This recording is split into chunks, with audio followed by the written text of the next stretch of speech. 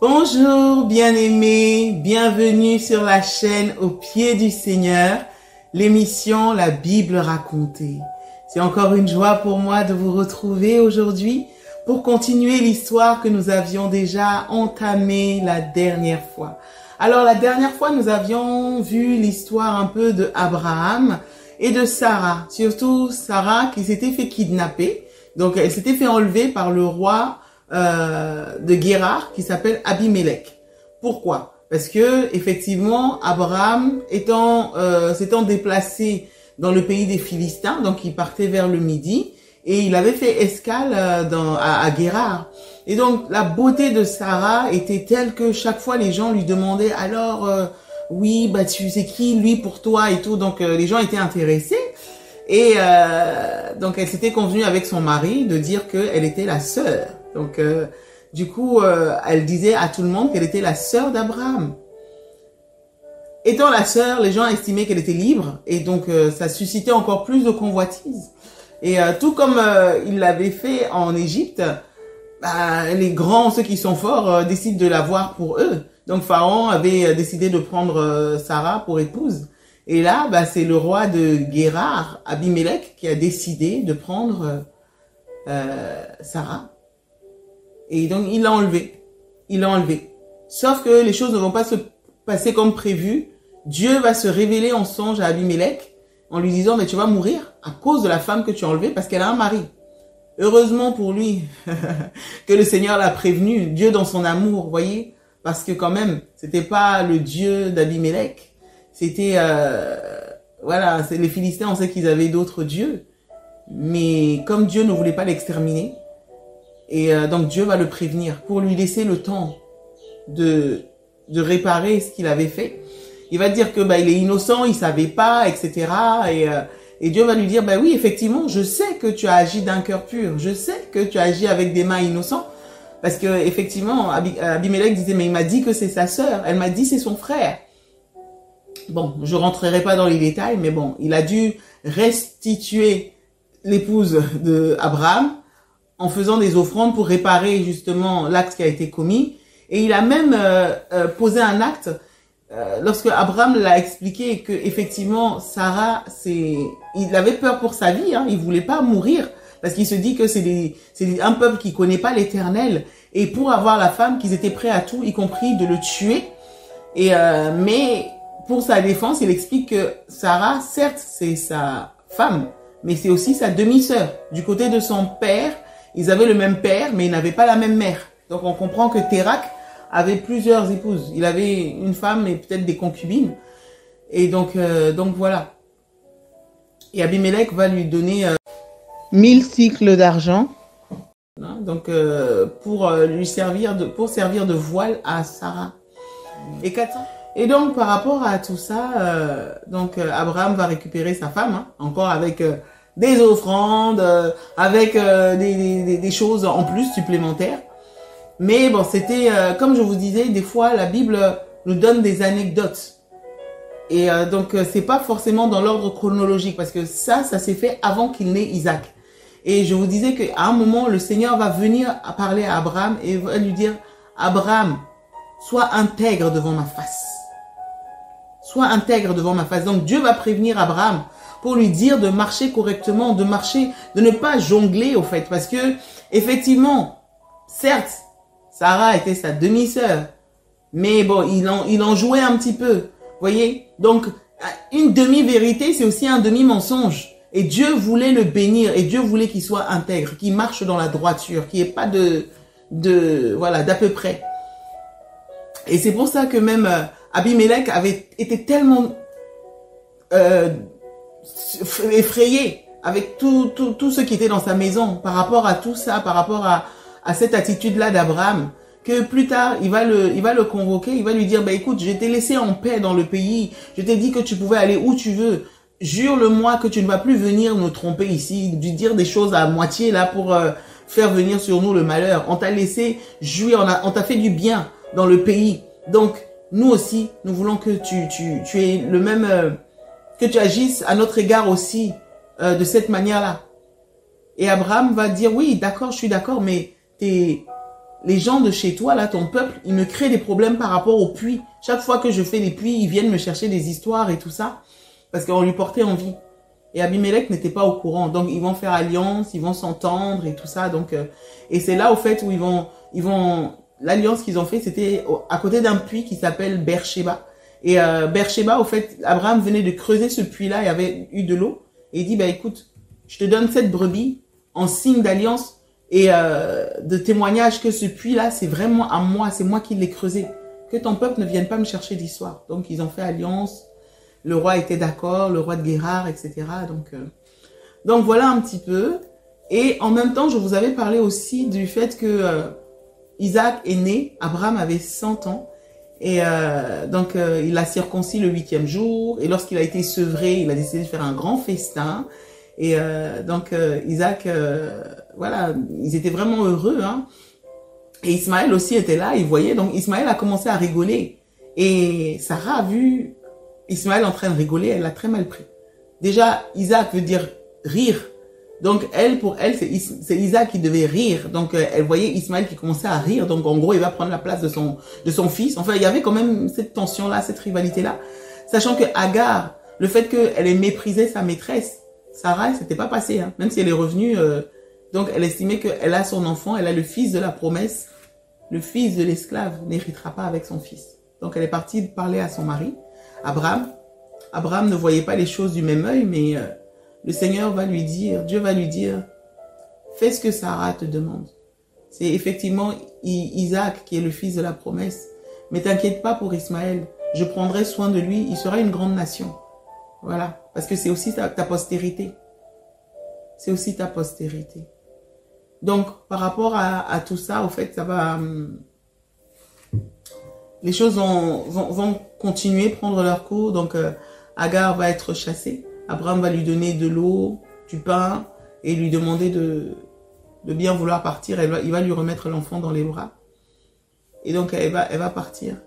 À un moment, elle va se perdre dans le désert. Elle va commencer à pleurer. Elle va laisser son fils sous un arbuste. Et en disant, je ne veux pas le voir mourir. Elle était à une portée d'arc. Et Dieu va venir, l'ange de l'Éternel va venir pour parler encore à Agar, en lui disant, qu'as-tu Agar? Le cri de l'enfant est monté jusqu'à moi. Et voilà, il lui a ouvert les yeux pour qu'elle puisse voir le puits et tout ça, en lui faisant encore la promesse que Ismaël va grandir. Ismaël va avoir de la force. Ismaël va devenir tireur d'arc.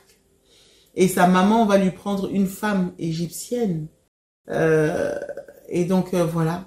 Et comme la parole avait dit, hein, il va s'établir autour de ses frères. Il va camper autour de ses frères. Donc, on va continuer maintenant l'histoire par rapport à ce qui s'est passé. On va continuer l'histoire. Donc maintenant, qu'est-ce qui s'est passé?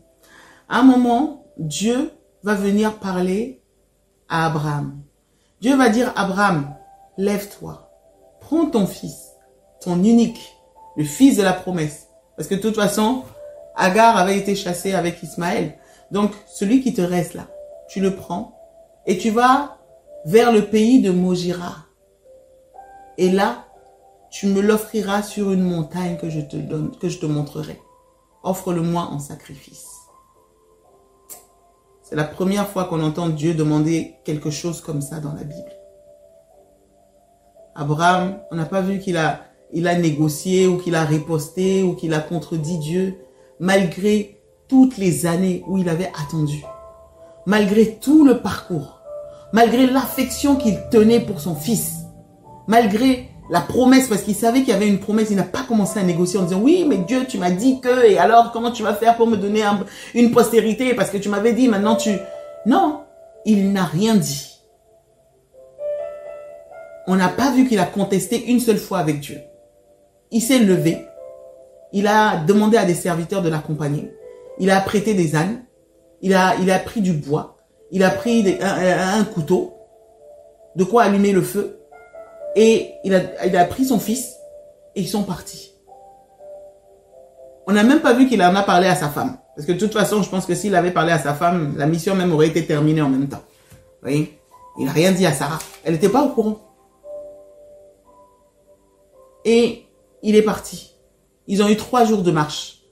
Au bout du 3e jour, il a commencé à voir le lieu de loin, la montagne que Dieu lui avait montrée. Alors il va dire à ses serviteurs, restez ici. Moi et l'enfant, nous allons aller adorer sur la montagne. Les serviteurs vont l'attendre. Et donc, ils vont commencer à monter sur la montagne. Ils vont commencer à grimper. Et à un moment, il y a Isaac quand même qui se posait des questions. Parce qu'il avait l'habitude de voir son père faire des holocaustes, adorer le Seigneur, faire des offrandes à l'Éternel. Donc, il savait comment ça se passait. Alors, il va dire, mon père. Et Abraham va dire, oui, mon fils, qu'y a-t-il? Il va dire, mais il y a le bois, il y a le feu, mais il est où l'agneau? L'agneau qu'on doit sacrifier, il est où? C'était lui. C'était lui qu'on devait sacrifier. Mais Abraham va dire, mon fils, Dieu se pourvoira lui-même. Dieu pourvoira lui-même. Ça, c'est un homme de foi et sage. Et donc, il est parti. Et lorsqu'il est arrivé, effectivement, il a lié son fils. Il avait préparé, il a bâti un hôtel. Il a mis le bois, tout ça, il a tout fait. Ensuite, il a lié son fils, il l'a mis au-dessus de l'autel. Et maintenant, il a pris le couteau, il s'apprêtait à l'égorger. Au moment où il avance la main, et le Seigneur qui sonde les cœurs et les reins savait que Abraham allait réellement le faire. C'est pas qu'il faisait semblant, parce que Dieu voit au plus profond de nous. Il connaît nos intentions, celles qui sont dites, celles qui ne sont pas dites. C'est pour ça que à un moment, on verra que même nos pensées, Dieu les voit, les connaît. Et donc, l'ange de l'Éternel va venir parler à Abraham. Il va dire, Abraham, ne porte pas la main sur l'enfant. Ne lui fais aucun mal. Parce que j'ai vu aujourd'hui que tu ne m'as pas refusé ton fils.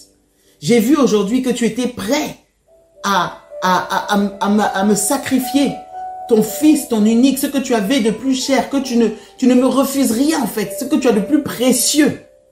Tu es prêt à me le donner. Ah non, j'ai vu, ne lui fais aucun mal. Et il y avait un bélier.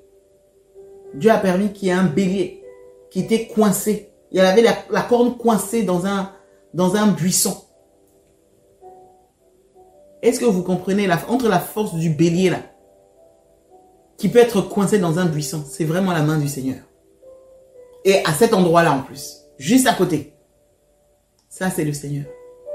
Alors Abraham va prendre le bélier et il va offrir le bélier à la place de Isaac en sacrifice à l'Éternel. Et quand il va faire ça, Dieu va à nouveau parler à Abraham. Il va dire, Abraham, je le jure par moi-même. Et c'est la première fois qu'on voit l'Éternel parler ainsi. Il dit, je le jure par moi-même parce que tu ne m'as pas refusé ton fils unique. Et parce que tu as obéi à ma parole, tu n'as pas contesté. Je te bénirai. Toutes les nations de la terre seront bénies. Je multiplierai ta descendance. Je multiplierai ta postérité jusqu'à l'infini.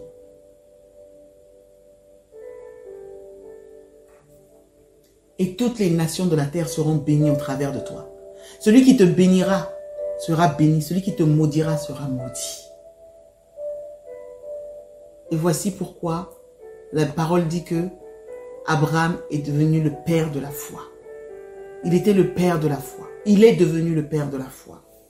Et du coup, Abraham est retourné à Beersheba. Il a rejoint ses serviteurs. Et avec Isaac, ils sont retournés à Beersheba. Parce qu'il était installé là-bas. Il avait dressé ses tentes là-bas. Et plus tard, au fait, il va apprendre. Il y a des messagers qui vont venir lui donner des informations. Et ils vont lui donner des nouvelles par rapport à sa famille qui était restée en Mésopotamie. Donc, notamment son frère Nachor, parce qu'il avait un frère qui était là-bas. Je vous avais dit que le père de Abraham, Térak, il avait pris Abraham, il avait pris Sarah, il avait pris Lot. Suite au décès d'un des frères de Abraham, qui s'appelait Aram. Et ils se sont déplacés pour aller dans un autre pays. Mais Nachor était resté. Et donc Nachor avait comme épouse Milka. Il avait eu plusieurs enfants. Et donc du coup, on est venu donner des nouvelles à Abraham, justement par rapport à son frère Nachor et à son épouse Milka. Et on lui avait dit ceci, on dit, ben écoute, ton frère et son épouse aussi ont eu des enfants. Ils ont eu plusieurs enfants. Et avec la femme, avec son épouse Milka, ils ont eu 8 enfants. Voici le nom des 8 enfants. Ils ont eu Ut, ils ont eu Buz, ils ont eu Kemuel. Kemuel est le père d'Aram. Donc, Kemuel a eu un fils qui s'appelait Aram. Il y a eu Kezed. Il y a eu Azo. Il y a eu Pildash. Il y a eu Jidlaf. Et également Bethuel. Et Bethuel a eu des enfants. Et parmi les enfants que Bethuel a eu, il a eu une fille qui s'appelait Rebecca. Mais Nachor avait aussi une concubine du nom de Reuma. Et avec sa concubine, il va avoir aussi des enfants. Il va avoir 4 enfants. Donc, parmi les 4, il y avait Tebash, Gaham, Tahak et Maaka. Ce sont là les fils de Nachor qui sont nés en Mésopotamie. Et donc, lorsqu'on continue un petit peu l'histoire, on apprend que les années ont passé et finalement, Sarah, femme d'Abraham, est décédée. Elle est décédée à l'âge de 127 ans dans une ville qui s'appelle Kirjat Arba. C'est une ville qui était dans le pays d'Hébron. Et lorsqu'elle est décédée, Abraham va pleurer. Il va la pleurer, il va la pleurer. C'était l'amour de sa vie. Et du coup, comme il était dans le pays d'Hébron, il va aller s'adresser aux fils de Heth, qui étaient dans le pays. Donc, souvent, les hommes avaient l'habitude de s'installer aux portes de la ville.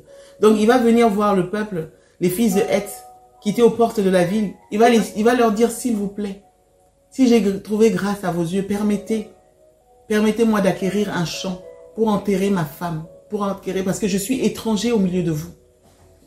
J'habite au milieu de vous, mais je n'ai rien à moi. J'ai pas de terre à moi en tant que tel. Et ils vont lui dire, mais tu es comme un prince au milieu de nous. Tu es un prince de Dieu au milieu de nous. Nous savons que Dieu est avec toi. Nous savons que tu es quelqu'un de grand, en fait. Donc, décide, toi-même, choisis parmi tous les endroits là. Quel est là où tu veux, quel endroit tu veux comme sépulcre. Aucun de nous ne te refusera ça. On te le donnera. Personne ne le refusera. Abraham est venu, Abraham s'est prosterné. Et Abraham a dit, s'il vous plaît, vraiment, priez Ephron, fils de Tsochar, de me céder la caverne de Macpéla, et ainsi que le champ qu'il y a là-bas, pour que j'en fasse un sépulcre, qui me le cède à prix d'argent. Je l'achèterai, je donnerai l'argent pour ce champ-là. Et pour sa valeur, je le payerai. Et j'y enterrerai mon mort. Eh bien, Ephron était là, il était assis parmi les fils de Heth. Et Ephron va lui dire, mais mon Seigneur, déjà, il y avait un code de respect. Il était très respecté. Il dit, mon Seigneur, je te donne le champ, je te le donne. Je te le donne, enterre ton mort. Je te donne la caverne, je te donne le champ. Et Abraham ne voulait pas qu'on lui donne. Il connaissait aussi tous les problèmes qu'on lui avait créés avec le puits et tout ça. Là. Il voulait l'acheter, il voulait quelque chose d'officiel. Et même spirituellement, il voulait acheter, il voulait prendre possession. Il voulait pas qu'on dise non, mais on te l'a donné. Et Abraham avait aussi cette moralité-là, ce principe-là. Vous voyez? Quand en fait, vous vous souvenez, le roi de Sodome, Quand il est venu et puis il disait, ben écoute, donne-moi le peuple et prends les biens. Abraham a dit, je ne prendrai pas de chez toi même un fil. Donc là, au fait, quand bien même Dieu avait dit, tu vois, tout ce pays-là, il sera à toi, je te le donnerai. Quand bien même il avait la promesse de l'Éternel, cette terre-là était pour lui et pour sa descendance. Le Seigneur avait parlé. Mais lorsqu'on a voulu lui donner, lorsque les hommes ont voulu lui donner ne serait-ce qu'une parcelle, il a dit non. Il savait que c'était Dieu en son temps qui allait lui donner. Et il voulait payer. Il avait la capacité de le faire, donc il voulait payer, acquérir ce champ-là pour y enterrer son mort. Et donc, il va tellement insister que du coup, Ephron va lui dire, ben, qu'est-ce que une terre de 400 cycles d'argent entre toi et moi? Ce n'est rien. Enterre ton mort.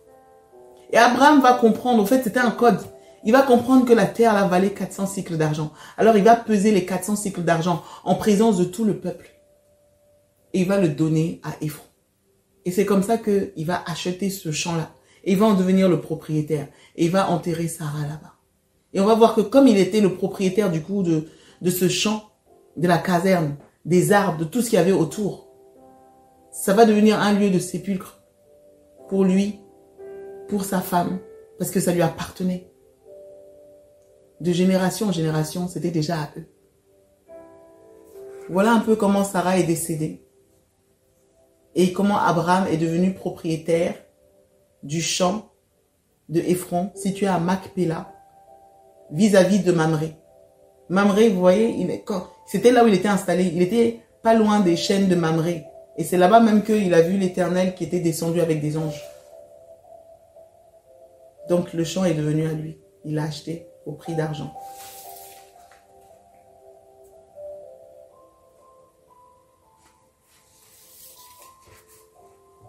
On va s'arrêter là pour aujourd'hui.